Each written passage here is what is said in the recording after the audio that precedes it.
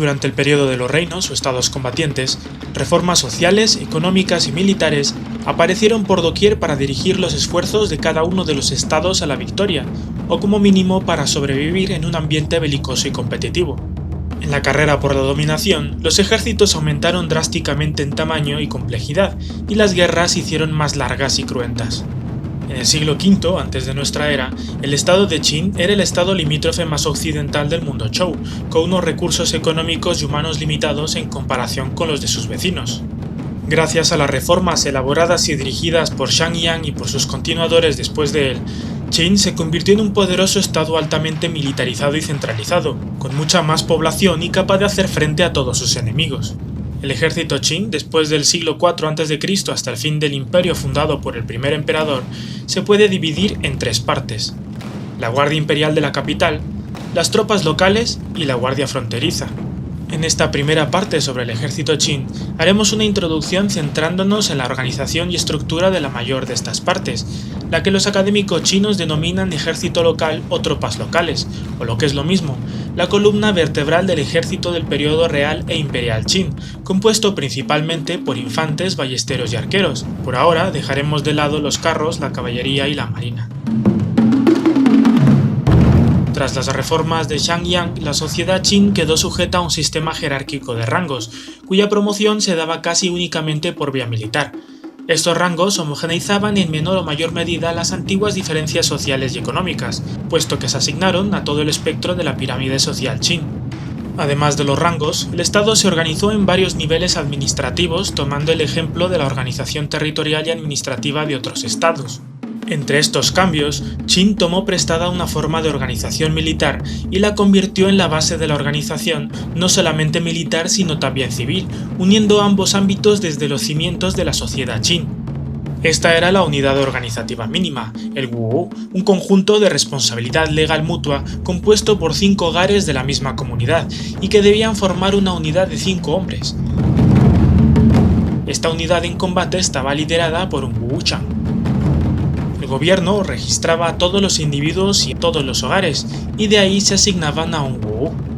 Así, todo hombre, dentro de un definido rango de edad, por lo general entre los 16 y 60 años, debía cumplir el servicio militar obligatorio en su región durante teóricamente un mes al año, fueran tiempos de paz o de guerra. Los hombres en ese tiempo recibían entrenamiento militar y se encargaban de tareas paramilitares como la seguridad en su región, para mantener el orden local. Una vez entrenados podían ser movilizados cuando el Estado los requiriera. Esta forma de conscripción garantizaba que el ejército nunca se quedara sin efectivos en caso de conflicto, aunque las bajas fueran importantes. En el campo de batalla, los 5 hombres del Wu compartían responsabilidad. Si uno huía, a los otros 4 se les reducía el rango. Si uno cometía una falta grave, se castigaba al Wu completo. Del mismo modo, las recompensas también se compartían. Qin fomentaba la agresividad y la violencia contra los enemigos, puesto que el ascenso de rango se obtenía matando adversarios, y para probarlo, los combatientes tenían que decapitar a los enemigos y entregar las cabezas a sus superiores. De esta forma se medía también el rendimiento de las unidades. El ascenso de rango no solamente tenía consecuencias en el ámbito militar, también suponía una mejora de estatus legal, recibir recompensas económicas, privilegios e incluso otorgamientos de tierra cultivable. Aunque existían varios métodos para completar las filas del ejército, todos los estados Zhou, y Qin no era la excepción, dependían principalmente de la conscripción militar para levantar sus ejércitos. Los reclutas de Qin, aunque provenían de todos los ámbitos de la sociedad, eran principalmente hombres del campo, agricultores. Entre ellos no solamente había individuos propiamente de Qin, también había gente de frontera, bárbaros y semibárbaros de las tierras recientemente conquistadas, como también migrantes de otros estados que llegaron a las regiones más despobladas gracias a las políticas demográficas y de colonización de Qin. Los intelectuales de otros estados tenían una imagen clara de Qin, posiblemente estereotipos imaginados por sus enemigos, pero que algo debían tener de cierto, y nos pueden servir para darnos una idea de qué clase de hombres conformaban este ejército. Según Xin Zi y Wu Qi, tratando aspectos militares, Qin era un país de gente despiadada con carácter fuerte y que no cedía ante nada. Esto, según ellos, era debido a sus duras tierras y a un gobierno severo y estricto que imponía austeridad. Por ello, las tropas de Qin eran impetuosas y beligerantes. Supuestamente una de sus desventajas consistía en que se dispersaban en la batalla para combatir individualmente. Se deduce que debido a su codicia por las preciadas cabezas de sus enemigos. A esta imagen de falta de disciplina se le une la idea de que Qin, que era un estado fronterizo, era una especie de país semibárbaro, quizás prejuicios de los intelectuales de otros estados, algo que no podemos saber con total certeza. Sin embargo, para Sun Tzu, que vivió en el siglo III a.C., Qin era el estado más fuerte del momento, era el que llevaba tras de sí 4 décadas de victorias militares, gracias, según él, no a la suerte, sino a sus políticas de estado y reformas. Ahora que tenemos una idea del origen y algunas dinámicas de las tropas, podemos continuar con el resto de unidades militares que conforman la estructura del ejército. Al agrupar 2 wu de 5 efectivos se formaba la segunda unidad básica, el shu de 10 hombres, liderado por un shuchang. Por encima del shu se encontraba el tuen de 50 hombres, conformado por 5 shu y liderado por el tuanchang. 2 tuen conformaban a su vez un pai de 100 hombres, liderado por un paichang. 5 pai conformaban un wu pai de 500 hombres, liderados por un wu pai chu. Al wu pai chu se le otorgaba una guardia personal que representaba aproximadamente una décima parte de la fuerza total de su unidad. Esto mismo aplicaba a todos los oficiales por encima de él. Después estaba el qian de 1000 hombres, compuesto por 2 wu pai y liderado por un ar wu pai chu. Los líderes desde el tuanchang hacia arriba no subían de rangos y mataban personalmente enemigos, en cambio se les pedía que su unidad cumpliera una cuota de cabezas para lograr ascender. Esta forma de organización, que presionaba desde arriba para cumplir una cantidad de bajas enemigas, y la responsabilidad mutua en el wu, fomentaban la cohesión y agresividad de las unidades. Con los resultados que nos muestra la historiografía clásica sobre Qin durante el periodo de los reinos combatientes, estos factores aseguraron un mejor resultado en el campo de batalla. Todas estas unidades, del wu al qian, y aunque no estuvieran movilizadas ya estaban definidas o eran fijas en tiempos de paz.